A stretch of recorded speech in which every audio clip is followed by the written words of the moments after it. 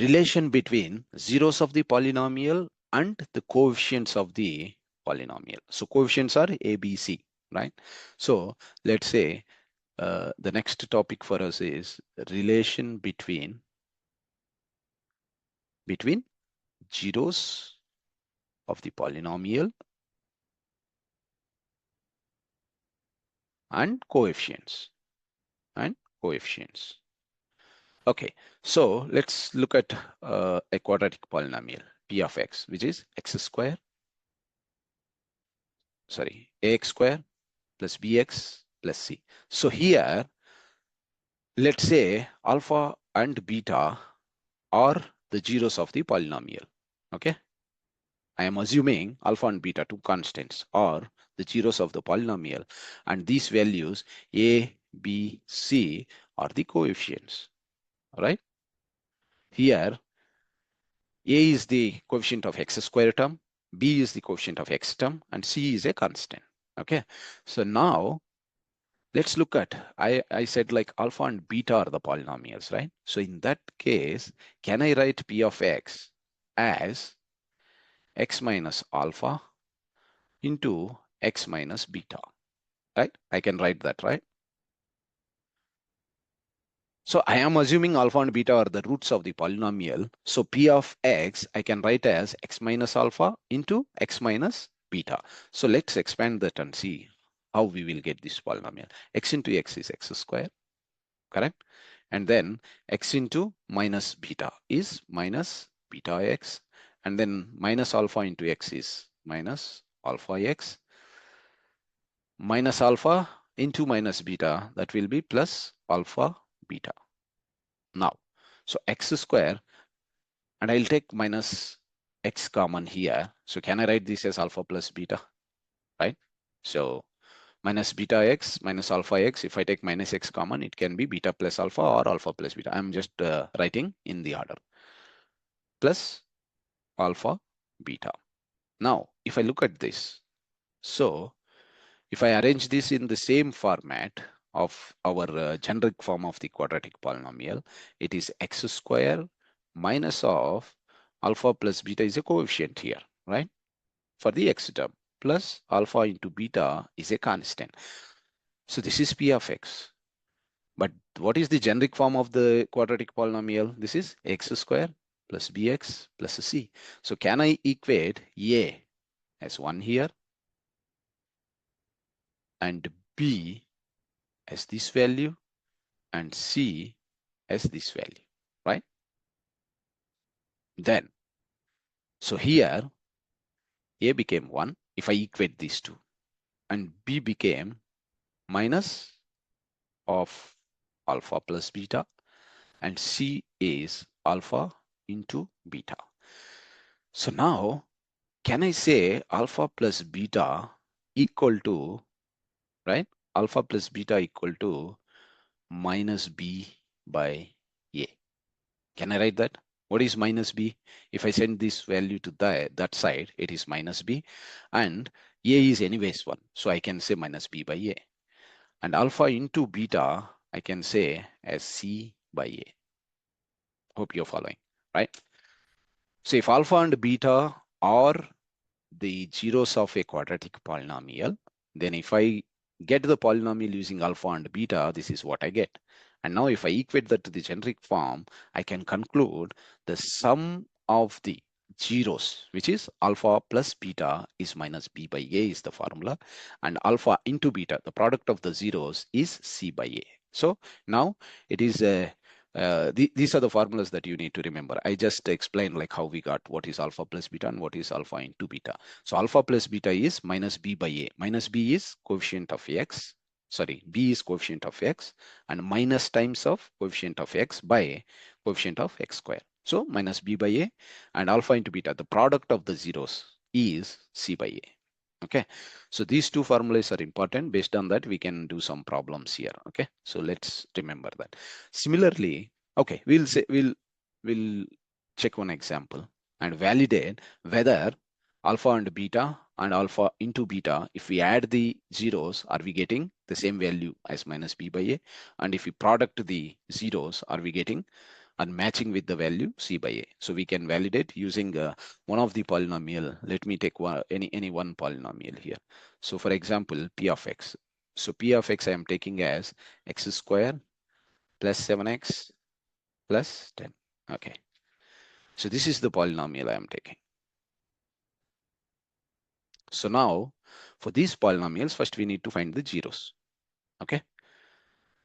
So how to find the zeros? Let's equate it to 0, right?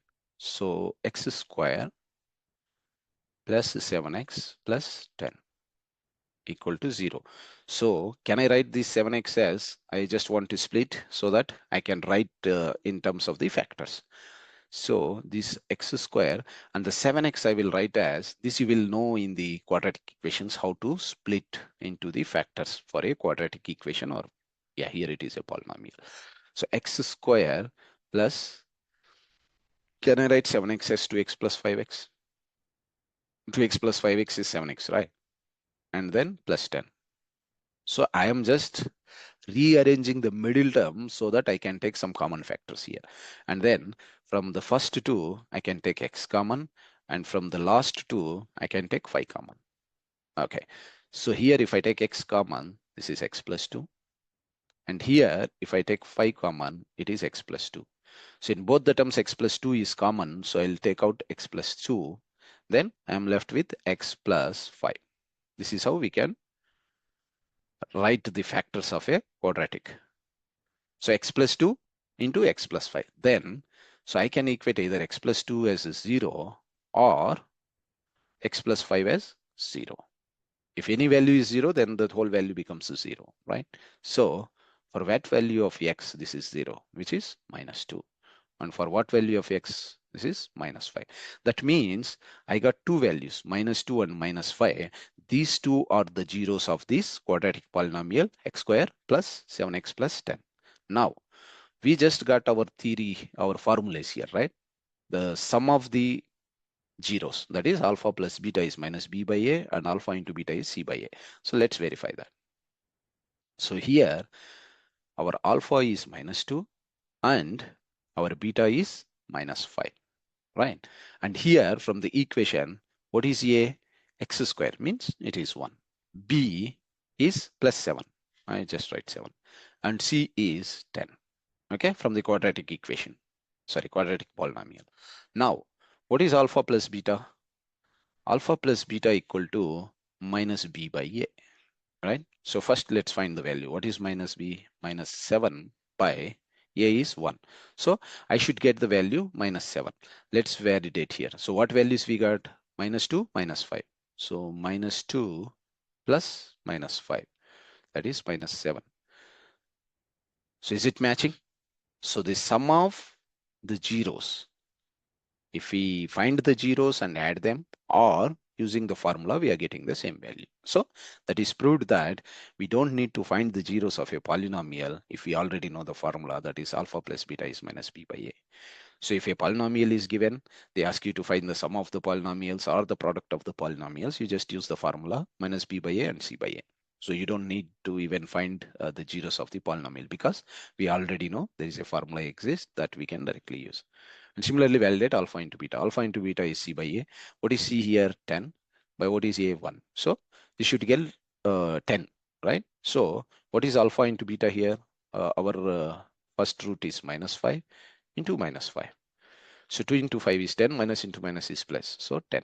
So this value and this value is matching. So this concludes that the sum of the zeros of a polynomial, or of a quadratic polynomial, is minus b by a, and the product of a zeros of the polynomial is c by a. Hope you are clear with this now, right?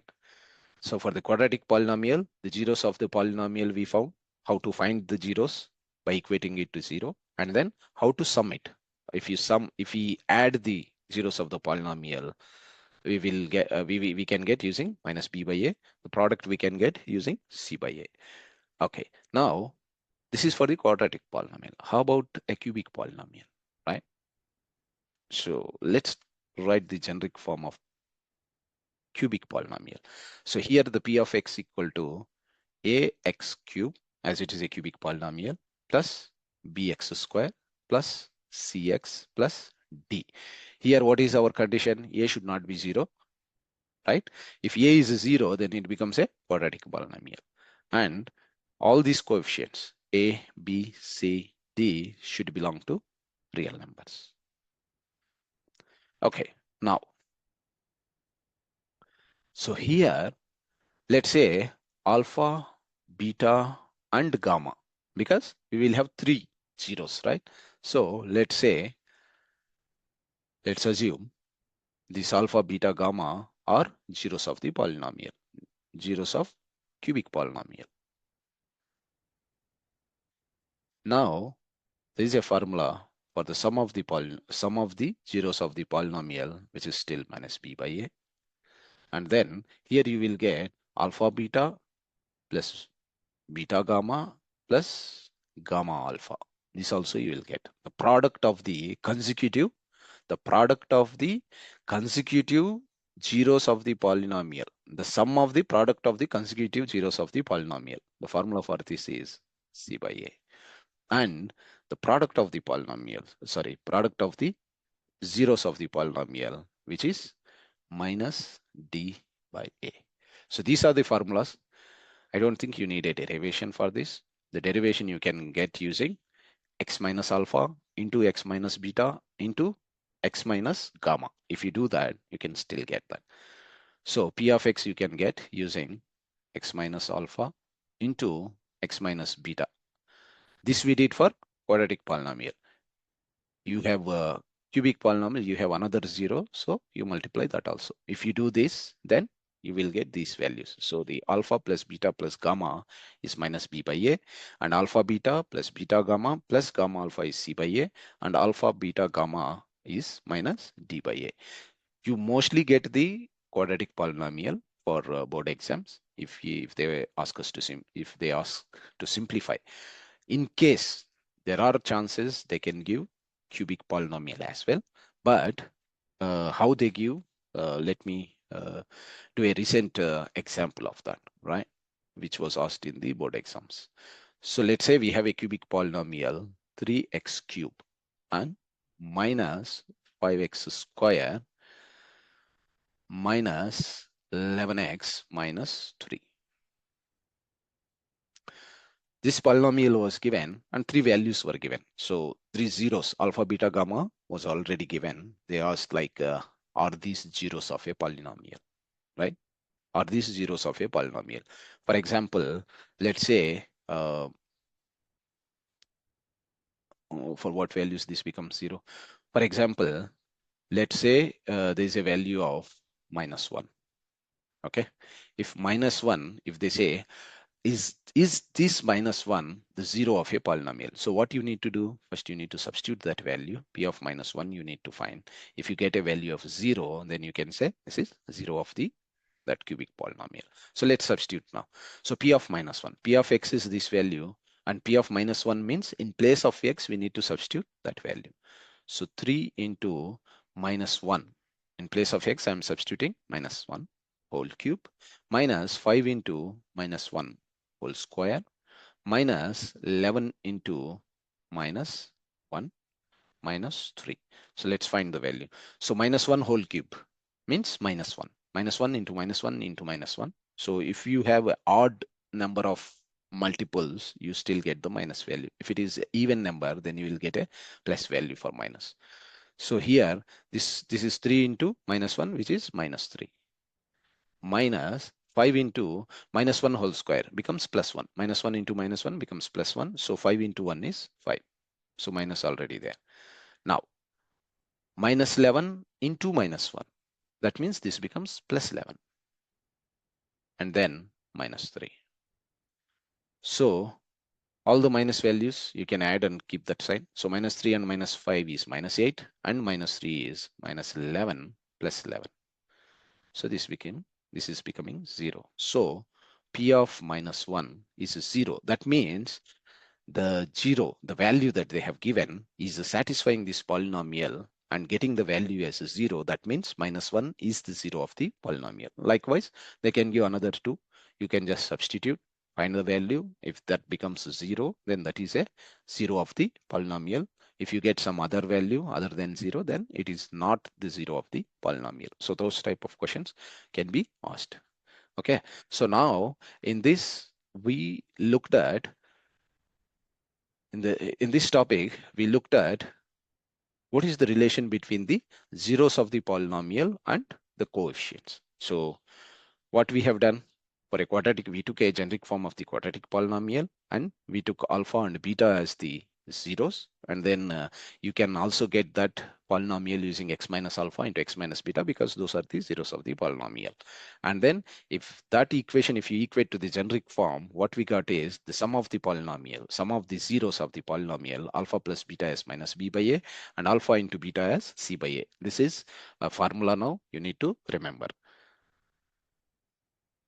And in the exams, if they ask like, okay, so they gave the quadratic polynomial and they ask you to find the sum and product of the zeros of the polynomial, you can directly use the formula minus b by a and c by a. Okay. And similarly, we checked for one quadratic polynomial and we verified and that proved correct, right? So then similarly, we looked at what is a cubic polynomial. In a cubic polynomial, the order of the degree is 3 and it must have 3 zeros. So we assumed alpha, beta, and gamma as the zeros of the polynomial. So the sum of the zeros of the polynomial in a cubic polynomial is minus b by a, alpha plus beta plus gamma, and the product of consecutive, that is alpha beta plus beta gamma plus gamma alpha is c by a, and then product of all the 3 zeros, that is alpha into beta into gamma is minus d by a. This is the formula. Now, if they ask you to find whether a particular value is a zero of a polynomial, you simply just need to substitute that value into that polynomial and find the value. If you get 0, then it is the 0 of a polynomial. If you don't get a 0 or any other value, then that is not a 0 of the polynomial. That's how we can do that. So that concludes our topic.